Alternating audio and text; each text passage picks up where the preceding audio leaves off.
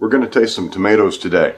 It's time to find out what all these tomatoes I've been growing taste like. So we're going to have a tomato trial.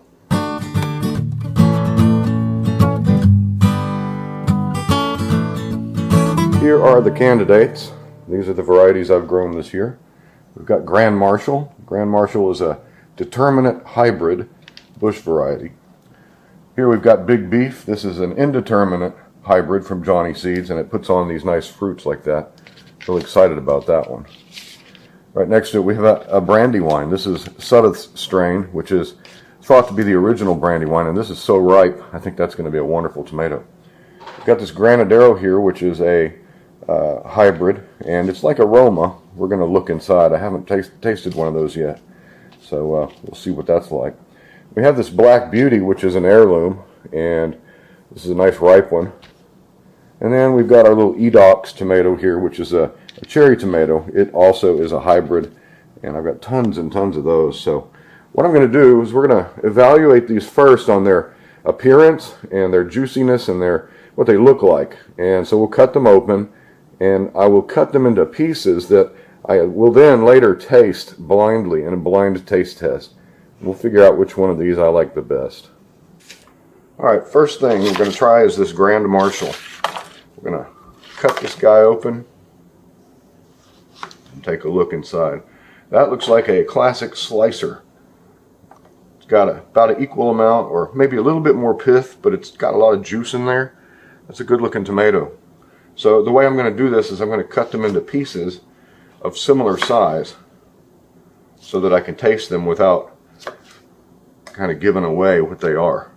So we'll put them here on the plate, and I'll cut up a bit because if they're really good, I'll just eat them for lunch. So there we go, Grand Marshal. That's our first taste test. Let's take a look at this Edox. Edox is a cherry tomato. I already know what they taste like, so once I put that in my mouth, of course, I will know exactly what it is. So this one's just kind of the outlier in our experiment here, but look at that. That is a juicy, typical cherry tomato. Alright, let's look at this Black Beauty. Now this Black Beauty I grew last year, and I believe that I don't like them.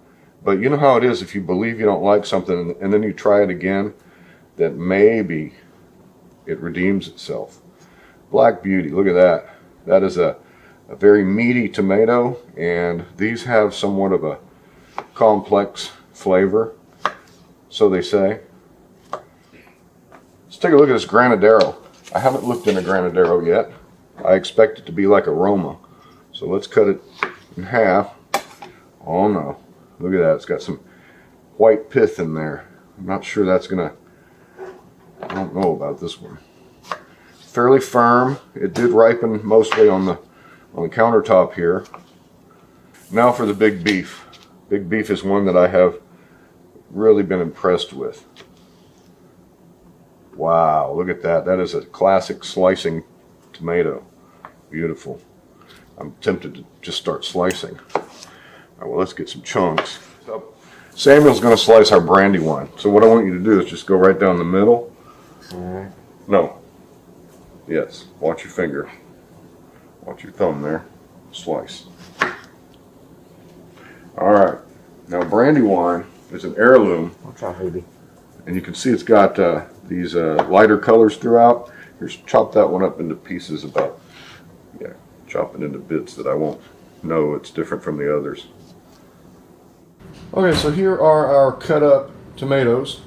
Our Edox over there, our Brandywine, which is notably softer than all the rest.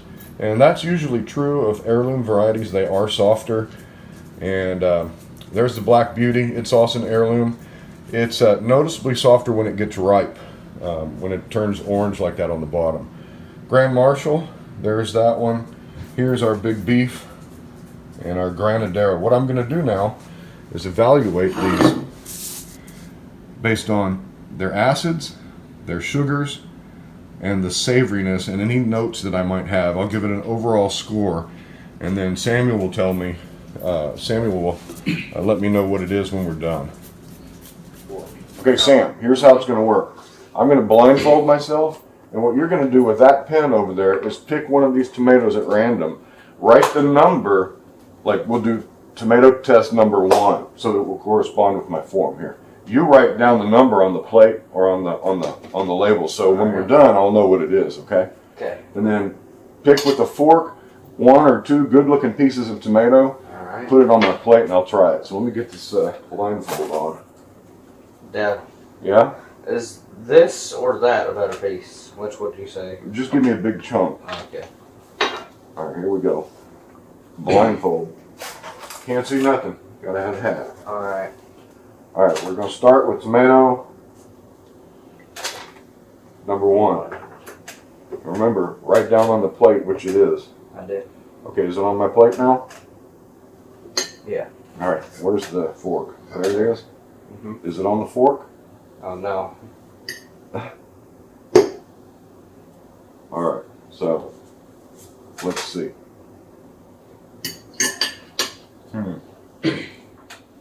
That is a good balanced tomato. All right, I'm gonna take my blinds off. I'm not gonna cheat. I'm not gonna look over there.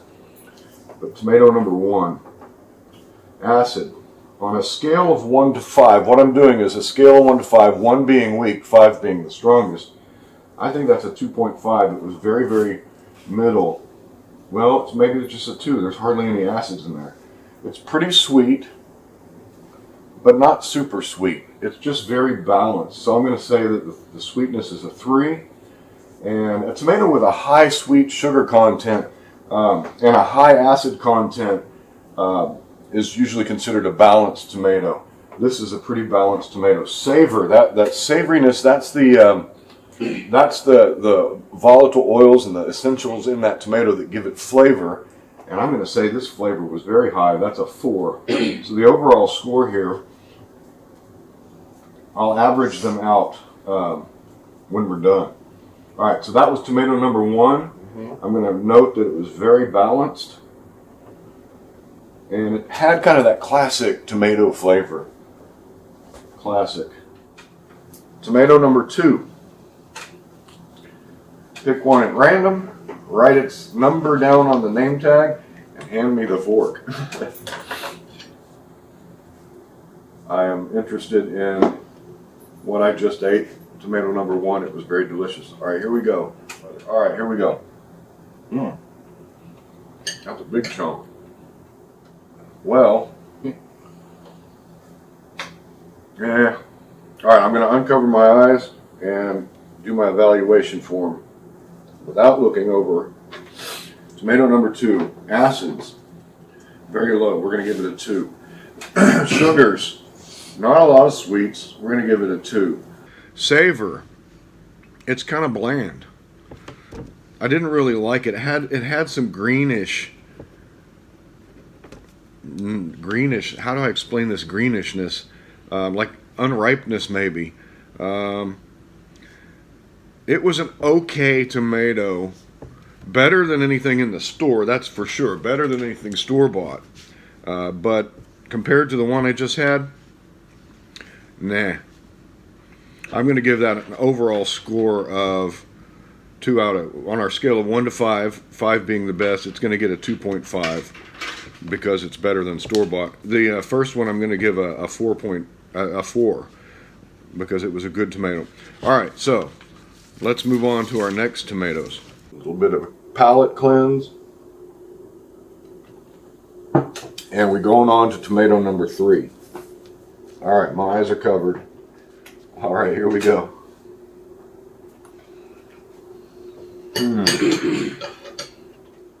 I think I know what this one is. Yeah. All right, so tomato number 3. Again, kind of plain, but very good. It's in terms of acids. Sometimes you have to wait and let the aftertaste come, and you'll feel it on your tongue, that acidity, that tartness. There's not a lot of it here. There's maybe a 2.5 out of our scale, right in the middle. The sugars, it's pretty sweet. It's about a 3.5 sweetness. And as far as the savor or the flavor, the flavoriness of it, it's very kind of classic tomatoey. So I'm going to give that a 3.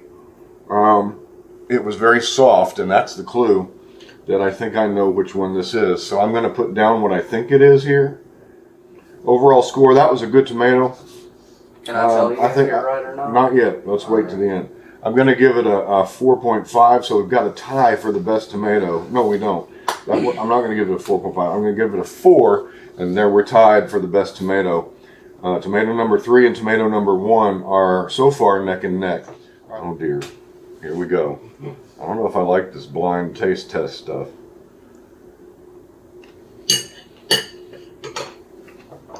Ugh. That's not a good sign. All right, tomato number 4, acids, hardly any. I'm going to give that a 1.5. Sugars, hardly any. I'm going to give it a 2. Savor, oh, it was awful. It doesn't have the, again, better than anything you can buy in the store.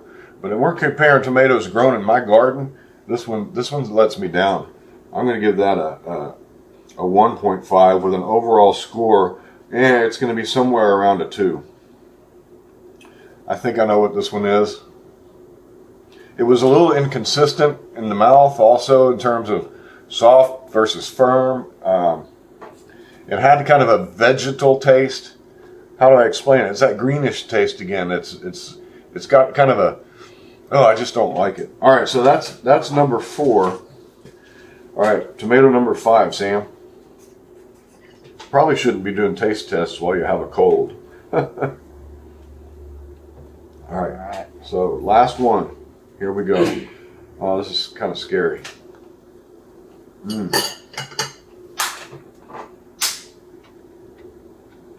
Oh. Yeah, I think I know what that one was also. Let me get this off now.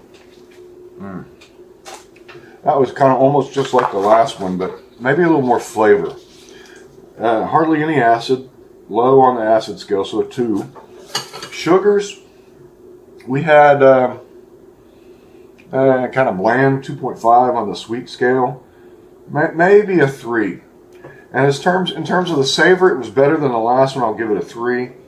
And overall notes, it just tasted like it needed more time to ripen. It was a little firm. The skin was pretty tough. I'm going to give this an overall score of just a 3, a middle of the road 3. All right, so now we have our evaluations. Let's find out what we have just eaten. All right. So now the big reveal. Let's find out what we have eaten. What is tomato number 1? Tomato number 1 is the big beef. Let's see here. Tomato number 1 is big beef. I knew that one was big beef. That's probably going to end up being our winner. Let me see big beef. Well, let me have the plate. All right, so big beef. Look how red and juicy that is. It's got a very classic flavor. It's very balanced. Yeah, I like that.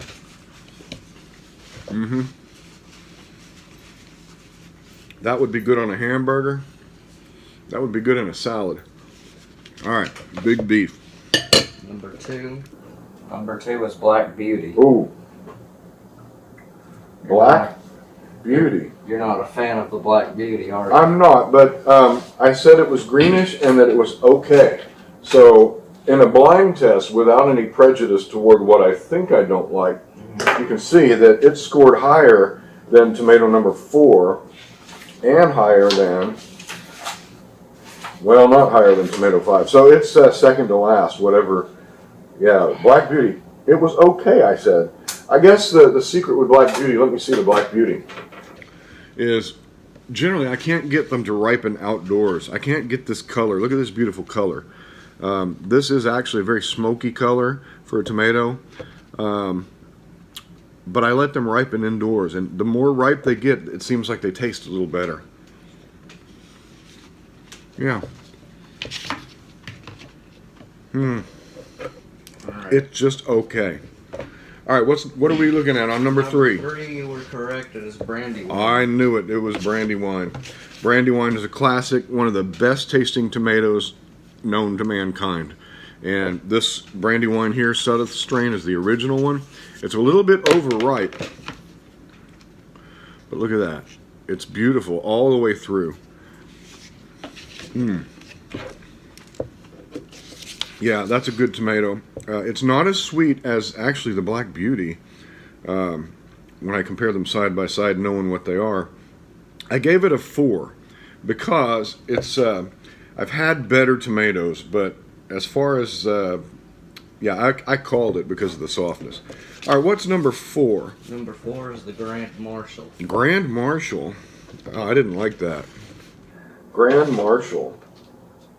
And Marshal is so grand. Grand Marshal is a hybrid. It is a determinate bush variety, and it looks nice, but I didn't like it. Oh. I can hear the crunch. Oh, that's awful. No, Grand Marshal gets a 1.5. I did not like that. Will not grow again. No grow. And then 5 was. 5 is the Granadero. I knew that was going to be number 5 because of the firmness. And I gave it a 3. I gave it a 3. You can see, I don't think it ripened consistently. You can see when we cut it open, it had this this ring, this light colored ring. It's pretty firm. This would be a good, once again, most paste tomatoes aren't really great for just eating. They're good for making sauce. So all my Granaderos are going to go in with my Edox tomatoes to make sauce. So we have about a 3 on that one, and that's a pretty average score. But what's going to be our winner here is our Brandywine and our Big Beef. And I think I like the Big Beef better. I think the Big Beef has the better flavor. So there we go. Our test. Let me have that Edox down there and just evaluate this. These Edox tomatoes are very prolific. You cut them open and you can see what they look like there. Lots of seeds, as all cherry tomatoes have, and pretty basic. Out of all the cherry tomatoes that I've eaten, the yellow ones, the white ones, the pear type ones, they're super sweet and sugary, like Brad's crazy one I grew last year was really good. This is average. It's better than store-bought. It's got a good mellow sweetness, maybe a little more acid than sweet. That's unusual. Usually these things are just like candy. That is a good tomato. I would give that a 3.5. Pretty average, but what I'm going to do with them is make them above average when we make them into tomato sauce. So, Grand Marshal and Granadero, no good.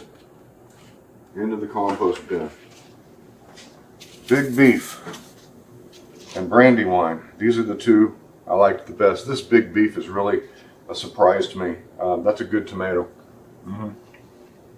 Now that we've evaluated the tomatoes, let me show you what the tomato plants look like from which we took those varieties. Right here I've got the Edox. Let me get you down there. This is the Edox tomato, the cherry tomato that really wasn't part of the trial. But this is one that grows on these trusses, and I've trained all these up to a single vine. Very prolific, good tomato, good all-around cherry tomato. I will be growing this again. Here is our Granadero.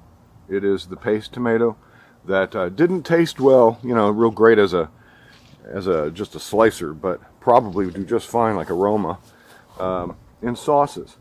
Right here we got our Big Beef. This was the one that won. Got a lot of those big beefs. I'll show you a better shot. There we go. I think you can see them growing in there. They're good sized tomatoes. Pretty prolific. Still putting on fruit. Yeah. Here are the Black Beauties. Yeah, not the greatest tomato in the world. Hard to get them ripe on the vine. You can see we've got some splitting because we've had weeks and weeks of rain. That's what they look like before they ripen. This is the Brandywine. You can see that I'm going to have to pull it. It's got blight or something. I always have this problem with Brandywines. You can see there are some missing spots in my garden where I have had to pull some diseased plants. But it was only the hybrids or the heirlooms that got diseased. These hybrids I selected so that they would be disease resistant, and they sure have been. None of my hybrids that are bred to be disease resistant succumbed to any disease so far. Here is the Grand Marshal, the determinate variety. It's actually got a little blight or yellowing down there, but yeah, I didn't like this one. But you can see it is pretty prolific. maybe we'll let them ripen. I let those ripen on the vine. Those were the ones that were legit vine ripened, and I still didn't like it. Hey, thank you for joining me today on Black Gumbo Southern Gardening. I hope this was an entertaining video, maybe useful. If it was, I hope I've earned your subscription. Please follow us on Instagram, and we'll talk to you next time. Happy gardening. Bye-bye.